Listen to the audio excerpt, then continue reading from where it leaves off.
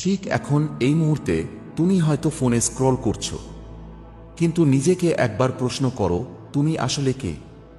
একটা শরীর, একটা নাম, একটা সমাজের লিডার, নাকি তুমি এক মহাজাগতিক আত্মা যাকে প্রেরণ করা হয়েছে কোনো এক অলৌকিক উদ্দেশ্যে? ইজিপ্টের পিরামিডের নিচে লুকিয়ে আছে এমন গোপন শক্তি যেটা বলে মানুষ আসলে ঈশ্বরেরই প্রতিফলন। আজ আমরা সেই রহস্য উন্মোচন করব। তুমি তৈরি তো? এই ভিডিও তোমার ভেতরের ঘুমিয়ে থাকা আত্মাকে জাগিয়ে তুলবে, কারণ এটা কোনো সাধারণ গল্প না।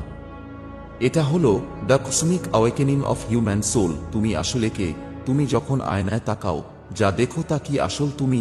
চোখ, চুল, রং, শরীর, ভুল এগুলো কেবল বাইরের খোলস।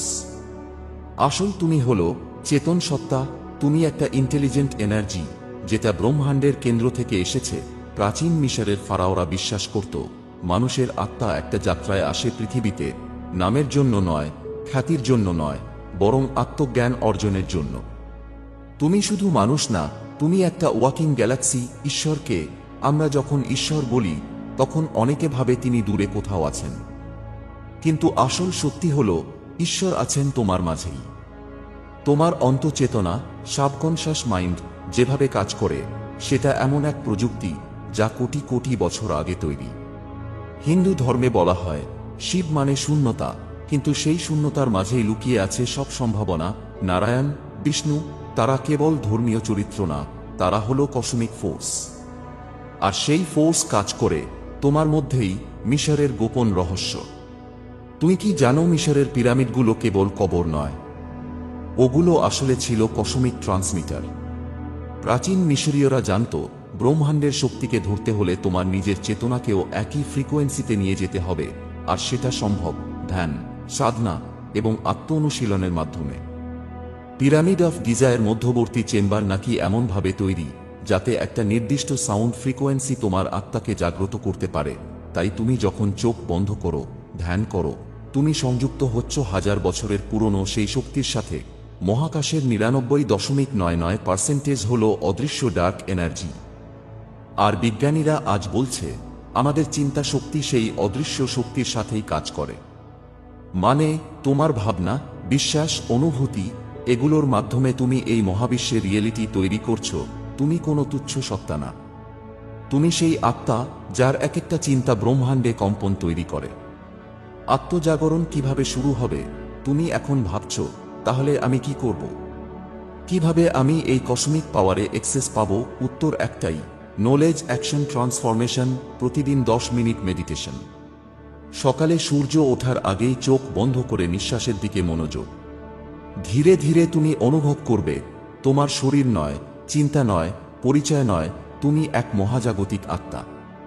তুমি এখন দাঁড়িয়ে আছো একটা বড় চয়েসের সামনে। চাইলে আগের মতোই জীবন চালিয়ে যেতে পারো, কিংবা আজই একটা প্রতিজ্ঞা নিতে পারো, আমি আজ থেকে নিজেকে চিনব। আমি আজ থেকে ভয়কে নয়, ভালোবাসাকে বেছে নেব। আমি আজ থেকে অন্যদের আলো দেখাবো। তুমি যদি নিজেকে চেনো, তুমি নিজের জীবনের দেবতা হয়ে যাবে।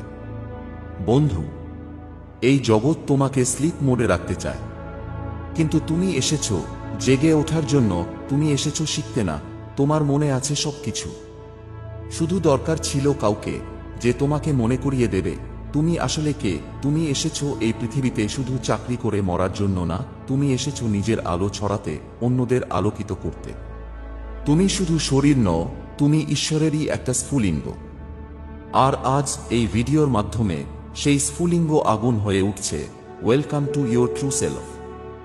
Welcome to the awakening.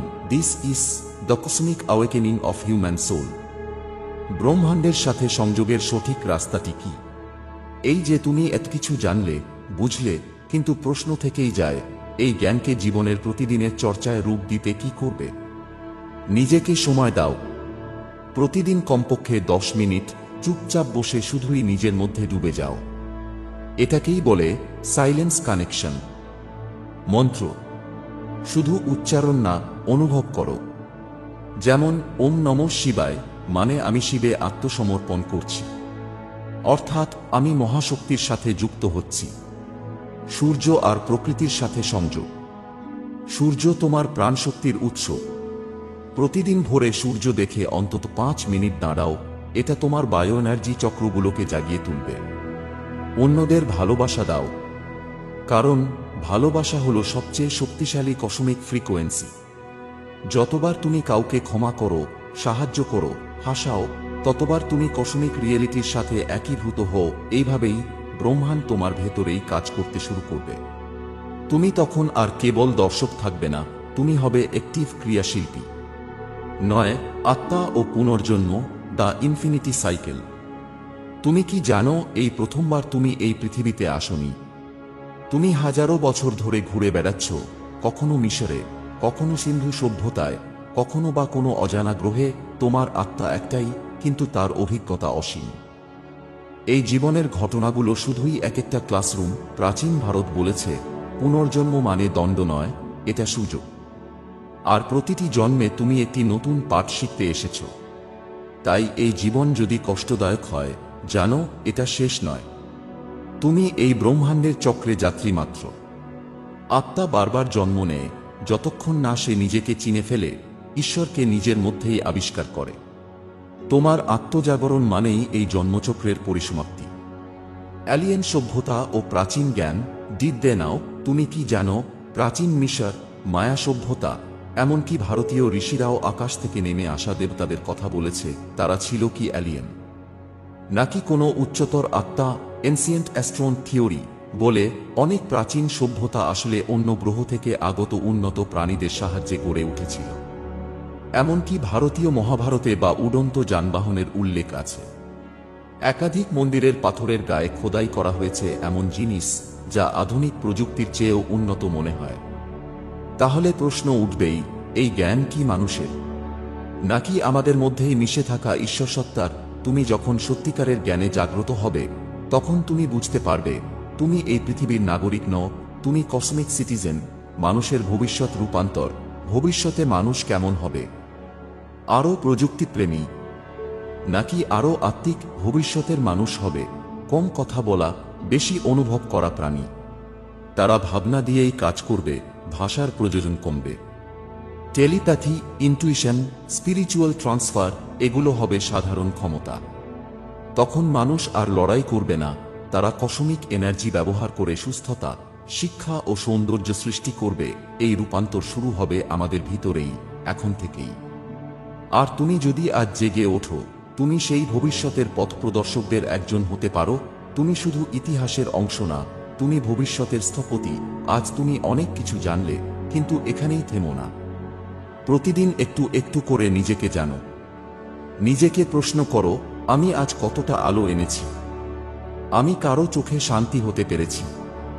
আমি কি এই পৃথিবীকে আগের চেয়ে একটু সুন্দর করেছি? যদি উত্তর হয় হ্যাঁ, তবে তুমি জেগে উঠেছ। তুমি আসলে কে, সেটা তোমার কাজেই প্রকাশ পাবে। তুমি তৈরি তো ইতিহাস বদলাতে। This is the cosmic awakening of human soul, আত্মার উচ্চতর অভিযাত্রা। তুমি জানো, আত্মা কখনো থেমে থাকে না। এটা হলো এক অনন্ত ভ্রমণ, বীর্থ আর ডেথ এর বাইরে। এই পৃথিবীতে তোমার জন্ম কোনো কাকতালীয় ঘটনা নয়, এটা ছিল পরিকল্পিত। তুমি আসলে এই পৃথিবীতে এসেছো এক মিশন নিয়ে, কনসিয়াসনেসকে ইভলভ করতে, লাইট ছড়াতে, নিজের ডিভাইন শক্তিকে জাগ্রত করতে। কিন্তু সমস্যাটা হলো, আমরা ভুলে যাই। ভোলানো হয়েছে আমাদের। আমরা ভাবি আমরা শুধুই একটা শরীর, একটা নাম, একটা পেশা। কিন্তু না, তুমি তার চেয়েও অনেক অনেক বেশি। তুমি আসলে কে? তুমি সেই ট্রাভেলার যে বহু জন্ম পার করে এসেছে। তুমি সেই কনসিয়াসনেস যে নীল নিহারিকাকে পেরিয়ে এসেছে। তুমি সেই লাইট যাকে হাজার বছর আগে পিরামিড এর মধ্যে লুকিয়ে রাখা হয়েছে।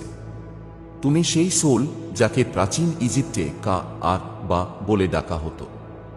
এই আত্মিক শক্তি শুধুমাত্র তোমার ভেতরেই নয়, বরং মহাবিশ্বের সব জায়গায় ছড়িয়ে আছে। তুমি যখন মন্ত্র জপ করো, তুমি কেবল শব্দ উচ্চারণ করছো না, তুমি ইউনিভার্সের সঙ্গে টিউনড হয়ে যাচ্ছ। পিনিয়াল গ্ল্যান্ড, ঈশ্বরের চোখ।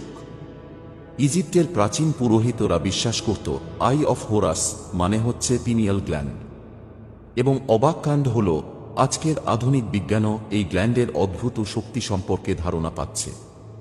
পিনিয়াল গ্ল্যান্ড হল gateway to the divine. Bangla উচ্চারণে বললে পাইনিয়াল গ্ল্যান্ড। এটা হলো সেই জায়গা যেখান থেকে তৃতীয় নয়ন জেগে ওঠে, যেটা খোলে মেডিটেশন আর ডিপ সাইলেন্সের মাধ্যমে। যখন তুমি ধ্যান করো, নিজের ভেতরে গভীরে প্রবেশ করো, তখন তুমি এই পিনিয়াল গ্ল্যান্ডকে অ্যাক্টিভেট করো, এবং ঠিক তখনই তুমি দেখতে শুরু করো সেই রিয়েলিটি যেটা চোখে দেখা যায় না, কানে শোনা যায় না, কিন্তু আত্মা উপলব্ধি করে। মহাজাগতিক সুর এবং ফ্রিকোয়েন্সি, সবকিছু ফ্রিকোয়েন্সি, ভাইব্রেশন। ইউনিভার্স কথা বলে শব্দে নয়, ফ্রিকোয়েন্সিতে।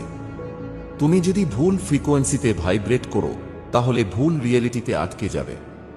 কিন্তু যদি তোমার চিন্তা, বিশ্বাস, হৃদয়ের ইন্টেনশন অ্যালাইনড হয় সেই ডিভাইন ফ্রিকোয়েন্সির সাথে, তুমি এক নতুন জগতে প্রবেশ করবে।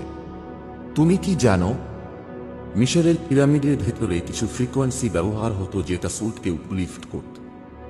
এই ফ্রিকোয়েন্সি এখনো কোড আকারে লুকিয়ে আছে। তোমার ডিএনএ এর মধ্যেও সেই কোড লুকিয়ে আছে। তুমি যদি নিজের ভাইব্রেশন ইলিভাত করতে পারো, ইউনিভার্স তোমার সাথে অ্যালাইনেড হয়ে যাবে। তখন তুমি অ্যাট্রাক্ট করবে সেই জিনিসগুলো যেগুলো তোমার সোলের জন্য সত্যিকারের প্রয়োজন। তোমার দায়িত্ব কি এই জ্ঞান পাওয়ার পর? প্রশ্ন হলো, তুমি কি করবে এটা নিয়ে? এটা শুধু একটা মোটিভেশনাল ভিডিও নয়, এটা একটা ক্যালিং। তোমার আত্মাকে জাগাতে, তোমার হৃদয়কে জ্বালিয়ে তুলতে, তোমার বেঁচে থাকার অর্থকে নতুন করে উপলব্ধি করতে। তুমি ঈশ্বরের অংশ, তুমি হলে ওয়াকিং ইউনিভার্স, তুমি নক্ষত্রের ধূলিকণা, তুমি সেই পথযাত্রী যাকে আবার নিজের উৎসে ফিরে যেতে হবে। তোমার দায়িত্ব, নিজের ভিতরকার আলোককে জাগাও, অন্যদের আলো দেখাও, সত্যকে খোঁজো, নিজের সত্তাকে নিয়ে গর্ব করো। কারণ তুমি আসলে কে, সেটা পুরো বিশ্ব অপেক্ষা করছে জানার জন্য। ভবিষ্যতের মানুষ, দ্য হোমো লুমিনাস। যখন তুমি আত্মাকে জাগিয়ে তুলবে, তখন তুমি আর শুধু মানুষ থাকবে না, তুমি হয়ে উঠবে হোমো লুমিনাস। এই নতুন প্রজাতি হবে এমন মানুষ যারা শরীরে মানুষ কিন্তু আত্মায় একদম দেবতুল্য। তারা চিন্তা করতে পারবে আলোর গতিতে, অনুভব করতে পারবে অন্য মানুষের মন, হৃদয়। তাদের চিন্তা দ্বারা বাস্তবতা গঠিত হবে। তাদের চোখ থাকবে খোলা, কিন্তু হৃদয় হবে ভিশনের উৎস। তারা হবে ভবিষ্যতের লিডার, হিলের আর ক্রিয়েটার। তুমি জানো, এই পরিবর্তন শুরু হয়ে গেছে। পৃথিবী এখন এক গভীর বিবর্তনের মধ্যে দিয়ে যাচ্ছে, স্পিরিচুয়াল ইভোলিউশন। এবং তুমি, হ্যাঁ তুমি, সেই আত্মাদের একজন যারা এই পরিবর্তনের পথ প্রদর্শক। নতুন পৃথিবী, দ্য রাইজ অফ কনস্কিয়াস সোসাইটি। একটা নতুন পৃথিবী আসছে। না, এটা কোনো ফ্যান্টাসি না, এটা হলো ইউনিভার্সের পরবর্তী চ্যাপ্টার, যেখানে মানুষ মানুষকে হত্যা করবে না, বরং প্রেম করবে। যেখানে ধর্ম হবে বিভাজন নয়, সংযোগ। যেখানে ঈশ্বর হবে সবার অন্তরে, শুধু মন্দিরে, গির্জায় নয়। এই পৃথিবী হবে ফ্রিকোয়েন্সি ভিত্তিক, চিন্তার শক্তিতে নির্মিত। যেখানে যুদ্ধ নয়, যোগ হবে। লোভ নয়, প্রাচুর্য হবে। যেখানে তুমি নিজের ইনার লাইট দিয়ে সমাজকে আলোকিত করবে। এই সোসাইটিতে ইগো থাকবে না, থাকবে ইউনিট। থাকবে না রেস, রিলিজিয়নের পার্থক্য, থাকবে শুধু one earth, one soul, one light. ঈশ্বরের সঙ্গে একটা বোধ, দ্য ডিভাইন ইউনিয়ন। তুমি যখন তোমার লিমিটেশনস ভেঙে ফেলবে, যখন তুমি নিজের ডিভাইন সেলফকে চিনবে, তখন তুমি পৌঁছে যাবে সেই মহাজাগতিক লক্ষ্যে, ডিভাইন ইউনিয়ন। অর্থাৎ ঈশ্বরের সঙ্গে একটা বোধ। এই ইউনিয়নের অর্থ কি? এর মানে তুমি আর আলাদা নও, তুমি আর ইউনিভার্সের বাইরে নও। তুমি আর ঈশ্বরকে খুঁজবে না বাইরের মন্দিরে, কারণ তুমি জানবে ঈশ্বর তোমার ভেতরেই। তুমি হাঁটবে ঈশ্বরের মতে, ভাববে ঈশ্বরের মতে, ভালোবাসবে ঈশ্বরের মতে। কারণ তখন তুমি আর মানুষ থাকবে না, তুমি হয়ে যাবে লাইট বিং, এম্বডিয়েড সোল।